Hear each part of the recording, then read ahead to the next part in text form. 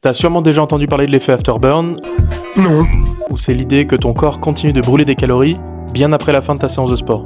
Ça, c'est pas un mythe marketing, c'est une réalité physiologique, et dans cette vidéo, on va voir un petit peu plus ce qu'il en est et comment on peut l'optimiser pour ta perte de poids. Donc cet effet, il a un acronyme anglais, EPOC, pour dire consommation excessive d'oxygène post-exercice.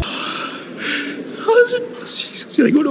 Ça suffit. Pendant un exercice intense, tes muscles ils vont consommer de l'oxygène plus rapidement que ce que ton corps peut lui fournir, et ça va créer un déficit. Une fois que l'exercice est terminé, ton corps il doit travailler pour revenir à son état de repos, ou son homéostasie si on veut se la péter un peu, et ce processus il exige de l'oxygène et de l'énergie supplémentaire qui va donc maintenir ton métabolisme élevé. Et ce processus il va durer entre 15 minutes et 48 heures après la fin de ta séance, en fonction de la nature de l'effort. Cette consommation d'énergie post-exercice, c'est pas un processus unique, c'est une cascade de plusieurs mécanismes de récupération que ton corps va utiliser et qui vont lui coûter de l'énergie. Je te laisse poser la vidéo si tu veux en savoir un peu plus, je vais pas les détailler à l'oral ici. Alors qu'est-ce qui génère le plus grand effet afterburn ? Donc là la science elle est claire sur le propos, c'est l'intensité de l'exercice qui va être le plus important. Donc c'est pour ça que mécaniquement ce qui va le mieux marcher c'est le HIIT. Donc des entraînements très intenses avec une durée assez optimisée pour avoir un afterburn très fort. Mais alors concrètement combien ? Parce que je dis que le HIIT fait l'afterburn le plus élevé, mais ça veut dire quoi plus élevé ? On a vu que l'afterburn, ça représentait entre 6 et 15% de la dépense énergétique totale de la séance d'exercice. Une séance de HIIT, quand même, ça prend les poumons, ça attaque la motivation,